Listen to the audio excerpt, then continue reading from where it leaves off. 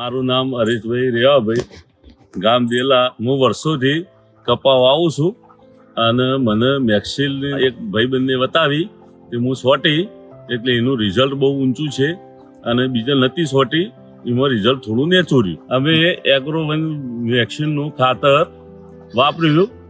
એમાં ઉતારામાં જે એમાં છોટ્યું હતું એમાં 30 મણી કર્યો અને જે નહોતું છોટ્યું એ 25 મણી કર્યો. એટલું અંતર ફેર છે એક જ ખેતરમાં.